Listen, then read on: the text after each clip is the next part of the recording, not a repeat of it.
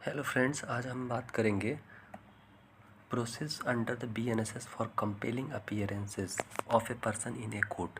Court में यदि किसी पर्सन की अपीयरेंसेस की आवश्यकता होती है तो उसको किस तरीके से कंपेल किया जाएगा, उसके प्रोसेस के विषय में बात करेंगे। वो कोई भी एक्यूज्ड पर्सन भी हो सकता है या विटनेसेस भी हो सकता है। तो एक्यूज्ड पर्सन को यदि कोर्ट में अपीयरेंसेस की आवश्यकता हुई, चूँकि उसके खिलाफ कोई क्रिमिनल केस दाखिल हुआ है, या फिर किसी विटनेस की आवश्यकता हो रही है किसी केसेस में उसकी गवाही के लिए, एविडेंस के लिए, तो उसकी अपीयरेंसेस किस तरीके से की जाएगी, तो उसके प्रोसेस के विषय में BNSS में क्या क्या लिखा हुआ है, भारतीय न्यायिक सुरक्षा संहिता में किस तरीके का प्रोसीजर दिया गया है, तो उसको हम बात करेंगे। ये तो पुराने क्रिमिनल कोड जो थे CRPC, उसके सेम टू सेम ही वैसे ही प्रोसीजर बनाया गया है। और इसको किसी पर्सन को कंपेल करने के लिए, अपीयरेंसेस के लिए 3 प्रकार के नियम हैं।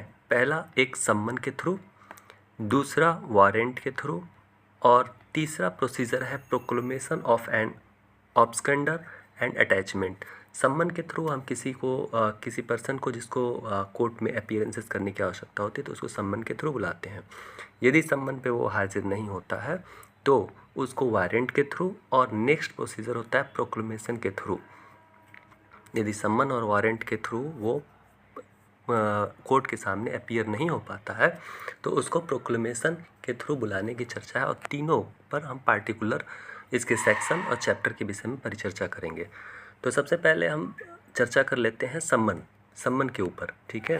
तो पहला है क्या, सम्मन किस तरीके से प्रोसेस किया जाएगा, तो उस पर चर्चा कर लेते हैं।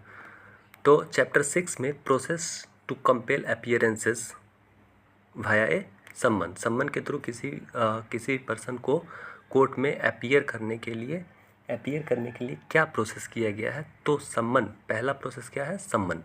तो सम्मन के लिए कौन कौन से सेक्शन एप्लीकेबल है, तो पहला सेक्शन आता है सेक्शन 63 ऑफ BNSS, भारतीय न्यायिक सुरक्षा संहिता का सेक्शन 63 यदि आप देखेंगे तो फॉर्म ऑफ सम्मन्स है।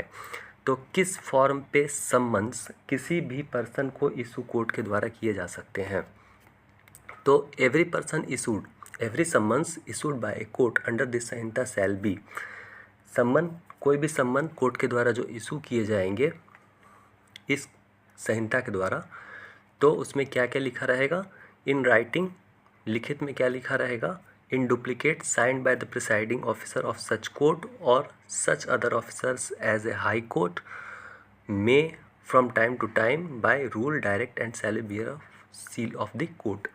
तो ये राइटिंग में लिखा रहता है, सम्मन जो दिए जाते हैं वो राइटिंग में होंगे, इन डुप्लीकेट होंगे। इन डुप्लीकेट कहने का मतलब कि वो एक सम्मन जो होता है ऑलरेडी ऑफिशियल या जुडिशियल जो रिकॉर्ड होता है उसमें वो लगा दिए जाते हैं। जो सम्मन राइटिंग में दिए जाते हैं उसमें presiding officer, normally presiding officer जजेस अपने सिग्नेचर करते हैं, लेकिन कई बार जजेस न हो करके किसी कोर्ट ऑफिसर्स के भी सिग्नेचर होते हैं और कोर्ट का सील लगा होता है, ठीक है। तो उस पर प्रिसाइडिंग ऑफिसर के सिग्नेचर और उस कोर्ट का सील होना आवश्यक होता है। दूसरा, इसमें एक सबसेक्शन और ऐड होता है, ये न्यूली एडेड किया गया है। पहले ये जो CRPC था, पुराना वाला CRPC, उसमें ये चीज़ें नहीं थी, लेकिन अब न्यूली एडेड किया गया है। उसके पीछे एक रीज़न है। सेकंड क्या कहता है सबसेक्शन, इन ए इनक्रिप्टेड और any other form of electronic communication shall bear the image of the seal of the court और डिजिटल सिग्नेचर। तो इनक्रिप्टेड तरीके से या अदर कोई इलेक्ट्रॉनिक कम्युनिकेशन का की कोई विधि है तो उसके द्वारा भी आप सम्मन एक्यूज्ड पर्सन या विटनेस जिसको भी कोर्ट के समक्ष प्रस्तुत करना चाहते हैं उसको भेजा जा सकता है। तो पहले एक्चुअली में इंटरनेट इस तरीके से पूरी तरीके से प्रभावित नहीं था, तो ये चीज़ें एडेड नहीं थी। अब चूँकि डिजिटल मीडिया का ज़माना आ गया तो इसको इंक्लूड कर दिया गया, ठीक है। तो दूसरा क्या हो गया, डिजिटल फॉर्म में भी सम्मन यदि किसी एक्यूज्ड पर्सन या विटनेस के पास पहुंचता है तो उसको ड्यूली सर्व्ड माना जाएगा और he has to he has to come before the court. ठीक है, तो ये एक प्रोसेस हो गया। किसी भी पर्सन्स को यदि कोर्ट के समक्ष प्रस्तुत कराना है, ठीक है, तो सम्मन के द्वारा, तो ये एक फॉर्म होता है। अब इस फॉर्म का जिक्र जो है वो स्टैंडर्ड फॉर्म का जिक्र कहाँ किया गया है, वो सेकंड शेड्यूल में किया गया है। वो एक स्टैंडर्ड फॉर्मेट दिया हुआ है, उसी फॉर्मेट पे किसी भी पर्सन्स को बुलाया जा सकता है।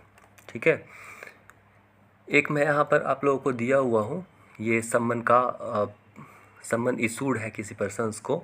इस पे आप देख सकते हैं कि एक तरफ जो है जजेस के मोहर लगे हुए हैं और नीचे सिग्नेचर किया हुआ है और साथ ही कोर्ट का वो सील भी लगा हुआ है। तो इसी तरीके से सम्मन किसी भी पर्सन्स को भेजे जाते हैं। ठीक है, अब हम नेक्स्ट वीडियो में चर्चा करेंगे procedure for a issue of a summon. Summon को इशू करने का प्रोसेस क्या है, प्रोसीजर क्या है, किस तरीके से सम्मन को इशू किया जाएगा, किस तरीके से सर्व कराया जाएगा। ठीक है, तो उसको हम परिचर्चा नेक्स्ट वीडियो में करेंगे।